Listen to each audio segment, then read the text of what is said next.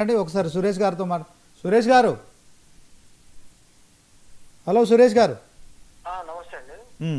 మొత్తానికి దీనికి ఒక శాశ్వత పరిష్కారం మీరు చూసుకుంటారా? ఇప్పటికే మీపై కార్పొరేటు వ్యవస్థ కూడా దాడి చేస్తుంది. కేబుల్ ఆపరేటర్లు చాలా చోట్ల వాళ్ళకు లొంగిపోవడమా, లేకుంటే మరి ఖచ్చితంగా వాళ్ళు మిమ్మల్ని యాక్టిఫై చేయడం ఇట్లాంటివి కూడా జరుగుతున్న నేపథ్యంలో ఇలాంటి ఘటనలు జరుగుతున్నాయి. వాస్తవానికి మన హైదరాబాద్లో చూసుకున్నట్టయితే ప్రతి గణేష్ నిమజ్జనం కావచ్చు, తర్వాత గణేష్ ఉత్సవాలు కావచ్చు, తర్వాత మనం దేవి నవరాత్రులకు సంబంధించిన ఉత్సవాలు కావచ్చు, ఇప్పుడు తాజాగా శ్రీకృష్ణ జన్మాష్టమికి సంబంధించిన అంశాలు కావచ్చు, ఇవన్నీ హిందూ పండుగలు. తర్వాత ఇవన్నీ రొటీన్ ప్రోగ్రామ్స్, అది ఒక సెంటిమెంట్. దాని విషయంలో మనం ఏం చేయలేము. కానీ ఎట్ ద సేమ్ టైం ఏం చేయలేం కాదండి, మనసు ఉంటే మార్గం ఉంటది. కానీ అలా బండి సంజయ్ స్టేట్మెంట్లు చూస్తున్నాం, ఏదైనా చిన్నది ఉంటే హిందువుల మీద దాడి అని అంటాడు. వాళ్ళు కూడా ఆలోచించాలి కదా. ఓకే సార్, అది ఇప్పుడు ప్రజలందరికీ కూడా ఒకటే హక్కు ఉందండి. అంటే ఈ పరిశ్రమను ఎలా బతికించుకోవచ్చు? సురేష్ గారు మీరు చెప్పండి. ఈ పరిశ్రమను బతికించుకోవాలి, దీనిపై కార్పొరేట్ దాడి ఒకవైపు జరుగుతోంది. ఇప్పుడు తాజాగా హైదరాబాద్లో కరెంట్ షాక్తో 5గురు చచ్చిపోతే మిమ్మల్ని దోషులుగా చూపెట్టే ప్రయత్నం చేస్తున్నారు. సో దీనికి ఒక శాశ్వతమైన పరిష్కారం ఏముంటుంది? అండర్ గ్రౌండ్ లాంటిది ఏమైనా వేసుకునే అవకాశం ఉందా? మీరు ఒక వైరు విద్యుత్ స్తంభాన్ని కడితే, ఇందాక జగదీష్ గారు అన్నట్టు మరి ఇంటర్నెట్ వాళ్ళు 100 వైర్లు కడుతున్నారు, 100 కనెక్షన్లకు 100 వైర్లు కడుతున్నారు. అందులో కూడా కాంపిటీషన్ ఉంది, అందులో కూడా చాలా కంపెనీలు ఎంటర్ అవుతున్నాయి. సో మీరు ఒక ఏరియాకు డిస్ట్రిబ్యూటర్, ఒక ఎంఎస్ఓ ఏం చేస్తారు, ఒక కేబుల్ వేసుకొని దాని ద్వారానే ఒక క్రమశిక్షణ పోతున్నారు.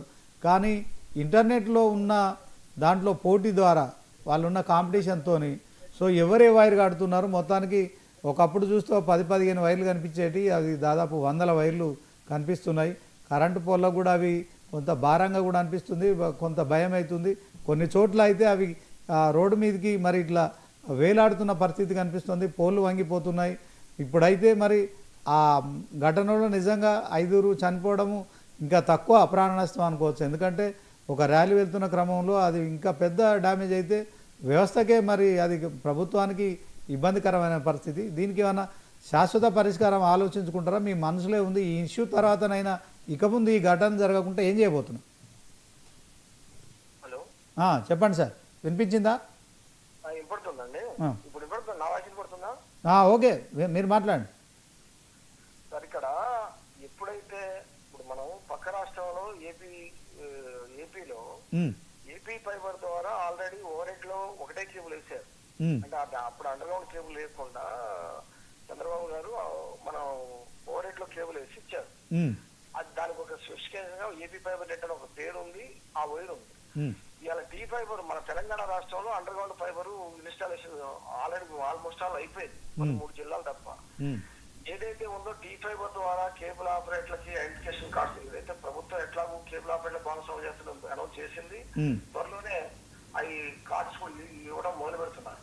అది కనుక ఇచ్చి టీ ఫైబర్ ద్వారా కనుక ప్రసారాలు ఇవ్వగలిగితే ఈ కరెంటు స్తంభాల మీద ఈ ఇప్పటి వైర్ల సమస్య పరిష్కారం అవుతుంది. త్వరగా ప్రభుత్వం దాని మీద దృష్టి పెట్టాల్సిన అవసరం ఉంది. రెండవది, ఈ టీ ఫైబర్ అనే దాంట్లో కూడా ఏమైతుందని ఇప్పుడు రిజిస్ట్రేషన్ ప్రక్రియ అంటే పాత వాళ్ళు సాంప్రదాయంగా ఉన్న ఆపరేటర్లే కాకుండా కొత్త వ్యక్తులు కూడా రిజిస్ట్రేషన్ చేసుకున్నారు. ఇప్పుడు దీన్ని స్ట్రీమ్లైన్ చేసుకునే పరిస్థితి కూడా ఉంది. ఇప్పుడు నేను ఏమంటానంటే, ఇక్కడ ఆపరేటర్ పరిస్థితి ఎట్లుందంటే మూలిగా నక్క మీద తాడికేపడ్డాడు. ఇప్పటికే ఆల్రెడీ టెక్నాలజీ పరంగా దాదాపు రకరకాల వినియోగ దాడికి అందుబాటులో ఉన్నాయి. మీకు తెలియని కాదు కదా, డీటెయిల్స్ రూపంలో కానీ, ఓటీటీ రూపంలో కానీ, ఇంటర్నెట్ రూపంలో కానీ రకరకాలుగా ఉంది. కనెక్షన్ గ్రౌండ్ లెవెల్ తగ్గిపోయినాయి.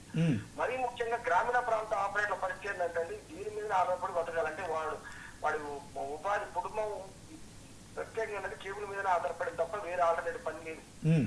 వాళ్ళ సరే సిటీలో ఉన్నప్పుడు మన ఇట్లా మిత్రుడు జగదీష్ గారు చెప్పినట్టు కేబుల్ ఆపరేటర్ వాడు కేబుల్ వ్యాపారంతో ఉన్నాడు. ఇంటర్నెట్ పేరుతోనే రకరకాల సంస్థలు వచ్చేసాయి. ఇప్పటి రావడం వల్ల కరెంటు పోల మీద రకరకాల వైర్లు కనపడేసరికి ఎవరికైనా సహజంగా కనపడగానే కేబుల్ వైర్ల ద్వారా ఇంత పరిస్థితి ఉందని దాన్ని నెపంగా చూపిస్తున్నారు. నేనేమంటానంటే, గ్రేటర్ హైదరాబాద్ జరిగిన సంఘటన తెలంగాణ వ్యాప్తంగా మొత్తం గ్రామీణ ప్రాంతాల్లో, మండల హెడ్ క్వార్టర్లో, ఖమ్మం ఇప్పుడు ప్రజెంట్ ఖమ్మం టౌన్ లో కూడా విద్యుత్ అధికారులు వచ్చి వాళ్ళు ఒకటేంటంటే తీసేయాలంటే కనీసం మీకు 10 రోజులు టైం ఇస్తున్నాం, ఈ వైర్లు ఇలా తీసేయండి, ఇలా కట్టుకోండి అని చెప్పి తీసేస్తే వీళ్ళు సరి చేసుకోకపోతే తప్పు వాళ్ళది అవుతుంది. అది ఎక్కడ వైర్లు కనపడితే అక్కడ కట్ చేసి కింద పడేస్తే ఇప్పుడు మళ్ళీ ఆ వైర్లు మళ్ళీ తీసుకొచ్చి పెట్టాలంటే ఆపరేటర్ ఎవరికి ఎంత భారం అవుతుంది అర్థం చేసుకోండి.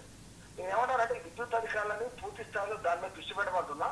రాష్ట్ర ప్రభుత్వాలు కూడా ఏమంటారంటే ఈ T5 ఇప్పుడు ఏదైతే ఉందో నిన్ననే ముఖ్యమంత్రి గారు కూడా రివ్యూ చేసి దాని మీద నివేదిక కోరారని వార్తలు అంటే మేము చాలా సంతోషపడ్డాం. అంటే గవర్నమెంట్ దీని మీద చాలా సీరియస్ గా ఉన్నాయి. దయచేసి దీనికి ఒకటే పరిష్కారం ఏంటంటే T5 ద్వారా ఆపరేటర్కి అండర్ గ్రౌండ్ కేబుల్ ద్వారా ఇవ్వగలిగితేనే ఈ current pole tax current pole ఉన్న వైర్ల మీద విముక్తి జరుగుతుంది. అలాగే చెప్పి అండర్ గ్రౌండ్ వైర్ ఉంది కదా కాబట్టి కరెంట్ పోల్ మీద వైర్ కట్టుకోవడం లేదా అని అంటే తప్పనిసరిగా ఎఫిషియెంట్ చేసుకోవడానికి పల్లెల్లో కట్టాలి. అదే విధంగా అండర్ గ్రౌండ్ లో ఏమైనా సాంకేతిక ప్రాబ్లం వస్తే కూడా ఓవర్ హెడ్ లో వైర్ ఉండాలి. అంటే సైమల్టేనియస్ లో ఓవర్ హెడ్ అండర్ గ్రౌండ్ ఉన్నప్పుడు మాత్రమే ఇంటరప్షన్ సర్వీస్ మనం వినియోగదానికి ఇవ్వగలుగుతాం. దయచేసి ఏంటంటే ఆ కేబుల్ ఆపరేటర్కి ఎప్పుడైతే ఐడెంటిఫికేషన్ కార్డ్స్ ఇచ్చి ఆపరేటర్ కు మాత్రమే ప్రభుత్వం కనుక ఇవ్వగలిగితే అక్కడ ఒక వైర్ మాత్రమే కనబడుతుంది. ఇలా కాంపిటీషన్ వాతావరణం కూడా మీరు ఇందాక అన్నాడు కార్పొరేటివ్ అని, ఆ కార్పొరేట్ శక్తుల నుంచి కూడా కేబుల్ వ్యవస్థకు ఉపశమనం దొరుకుతుంది. లేకపోతే ఏంటంటే రకరకాల పేర్లతోని రకరకాలుగా కేబుల్ ఆపరేటర్ల మీద డమ్మీలుగా పేరుతో ఇంటర్నెట్ పేరుతో రకరకాల వస్తాయి. కేబుల్ ఆపరేటర్ నలిగిపోతా ఉన్నాడు. సేమ్ టైం ఇలాంటి సంఘటనలకు కూడా వాళ్ళు కారణం అవుతున్నారు. కానీ ఈ లోతుగా ఈ కారణాలు విశ్లేషించట్లా. ఎక్కడ చూసినా కేబుల్ ఆపరేటర్ అనే పదవి బయటకు వస్తుంది. నేనేమన్నానంటే జెన్యున్ గా కేబుల్ ఆపరేటర్ లో నిస్వార్థంగా పల్లెల్లో కానీ పట్టణాల్లో కానీ ప్రతి ఇంటికి వైరేసి మీ వివరాలు ఇచ్చి దాని వృత్తిగా భావిస్తూ బతుకుతున్నాం గత 20-30 సంవత్సరాలుగా. ఇప్పటికీ మా వృత్తికి కరోనా టైంలో కానీ ఇప్పుడు కానీ దానికి ఇంతవరకు ఒక గౌరవం దక్కల ప్రభుత్వం నుంచి. కేబుల్ ఆపరేటర్ విధంగా చేస్తున్నారు, వీళ్ళని మనం ఓన్ చేసుకోవాలా, వీళ్ళకి మేము సపోర్ట్ గా ఉండాలి. కానీ ఇవాళ వచ్చిన కేంద్ర ప్రభుత్వం డిస్కషన్ లో భాగంగా ప్రతి ఇంటికి ఇంటర్నెట్ ఇవ్వాలనే దాంట్లో భాగంగా ఏదైతే T5 ప్రాజెక్ట్ ఉందో ఆ ప్రాజెక్టునైనా త్వరితగతిన పూర్తి చేసి ప్రజలందరికీ తక్కువ రేటుకి ప్రసారాలు అందిస్తూ కేబుల్ ఆపరేటర్లు కూడా ఎడ్యుకేషన్ కార్డ్స్ ఇచ్చి తద్వారా ఆపరేటర్ వ్యవస్థ నిలబెట్టే ప్రయత్నం చేయగలిగితే ఈ సమస్యకు శాశ్వత పరిష్కారం దొరుకుతుంది. ఓకే సురేష్ గారు, ఓవరాల్ గా సురేష్ ఇప్పుడున్న సమస్యకి ప్రభుత్వానికి అప్పీల్ చేస్తా ఉన్నాం. సవినయంగా విద్యుత్ అధికారులకి ఆదేశాలు ఇవ్వండి, వైర్లు కటింగ్ ఆపండి, ఒక 10 రోజులు టైం ఇవ్వండి, స్ట్రీమ్లైట్ చేసుకోవడానికి అవకాశం ఇవ్వండి. అలా కాకుండా ఇప్పుడు కరెంట్ అధికారులు ఇప్పుడు నాకు వచ్చిన సమాచారం శ్రీనివాస్ గారు, నాకు వచ్చిన సమాచారం విద్యుత్ అధికారులను మీరు కరెంట్ కట్ చేసి ఆ ఫోటోలను మళ్ళీ పై అధికారులకు పంపించండి అని చెప్పి ఆదేశాలు ఇచ్చారు. ఈ కింద అధికారులు ఏం చేస్తున్నారు, వీళ్ళకి మెమోలు ఇస్తారని చెప్పేసి ఎక్కడ వైర్లు కనపడితే అక్కడ వైర్లు కట్ చేసి ఫోటోలు తీసి పై అధికారులు పెడుతున్నారు. ఏమవుతుంది, ఎక్కడ వైరు ఏ వైరు అనేది కూడా చూడట్లా. దయచేసి దాన్ని శాఖ చూపించి ఒక 15 రోజులు టైం ఇవ్వండి. ఎక్కడ ఆపరేటర్లు ఉన్నా తప్పకుండా మీ వినతిని ప్రభుత్వానికి మేము కూడా తీసుకెళ్లే ప్రయత్నం చేస్తాం. సో దాంట్లో ఇప్పుడు ఓవరాల్గా తెలంగాణ రాష్ట్ర వ్యాప్తంగా ఎంతమంది ఈ కుటుంబాలు రోడ్డున పడే పరిస్థితి ఉంది? ఇది కనుక కట్ చేసి మరి చేస్తున్న క్రమంలో మరి మీరు వినోదాన్ని ఇస్తున్నారు, ఆ వినోదం ప్రజలకు అందలేని పరిస్థితుల్లో వాళ్ళు కూడా మీకు ఇచ్చే రెమ్యునరేషన్ కూడా ఇవ్వరు. సో దీంతో ఎన్ని కుటుంబాలకు ఇబ్బందులు కలిగే పరిస్థితి ఉంది అది కూడా చెప్పండి.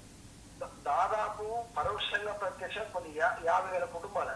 అంటే నేను జెన్యున్ గా ఉన్నది 18,000 మంది ఆపరేటర్లు ఉన్నారు, టెక్నీషియన్స్ అయితే దీని మీద ఆధారపడే వర్కర్లు అయితే ఎన్ని లెక్క చేసుకుంటే రమారని ఒక 30,000 నుంచి 50,000 మంది దీని మీద ఆధారపడ్డ వ్యక్తులు ఉన్నారు. దీని ద్వారా ఎంత ఆదాయం వస్తుందండి?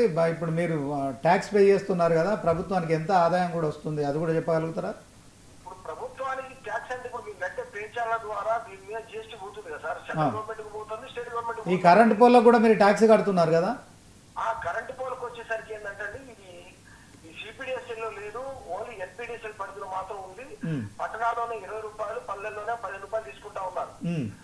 ఇప్పుడు అయితే మేమేమనుకున్నాం, ఈ T5 ప్రసారాలు స్టార్ట్ అవుతాయి ఈ నెల 2 నెలల్లో దీని నుంచి విముక్తి పొందుతామని చెప్పి ఆపరేటర్ అందరూ భరోసాగా ఉన్నాం. ఆ ట్యాక్స్ నుంచి మినహాయింపు కావాలని మీరు చూస్తున్నారు, మొత్తానికి మీ వ్యవస్థనే కట్ చేయాలని గవర్నమెంట్. ప్రభుత్వం నుంచి జీవో కూడా ఉంది సార్. T5 లో ఎవరైతే పార్టనర్స్ ఉన్నారో మీకు ఆ జీవో కాపీ కూడా పెట్టాను, మేము డిస్ప్లే చేస్తున్నాం, ప్లే అవుతుంది. అది అయితే నేనేమంటానంటే ప్రభుత్వం కూడా ప్రతి ఇంటికి ఇంటర్నెట్ ఇవ్వాలని సంకల్పంతో ఉంది. గౌరవ ముఖ్యమంత్రి రేవంత్ రెడ్డి గారు కూడా ఈ టెక్నాలజీ ఫలాలు ప్రతి ఒక్కరికి వెళ్ళాలనే దృష్టితోనే ఉన్నారు.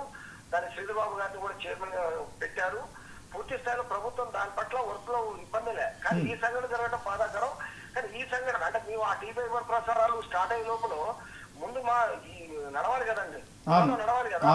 అప్పటిదాకైనా దయచేసి ఆపరేటర్ ప్రొటెక్ట్ చేయండి, జీవులు వెళ్ళి కట్ చేయడం ఆపండి, అలా అని చెప్పేసి ఎలా ఇప్పటి ముప్పటి కన్నా వెళ్ళి ఉంచమని అంటారు. ఓకే, తప్పకుండా సార్ గవర్నమెంట్ దృష్టికి టైం ఇవ్వండి, స్ట్రీమ్లైన్ చేసుకోవడానికి అవకాశం ఉంటుంది. ఓకే, ఈ విషయం జగదీష్ గారు చెప్పండి.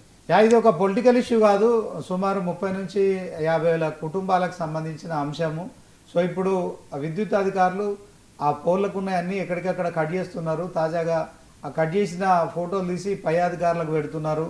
సో ఇది దీనికి ఒక రిలాక్సేషన్ టైం, అంటే ఒక కేబుల్స్ ఎక్కడికక్కడ పడిపోతే వాటిని కలెక్ట్ చేసుకోవడం కూడా మరి ఖర్చుతో కూడుకున్న పని.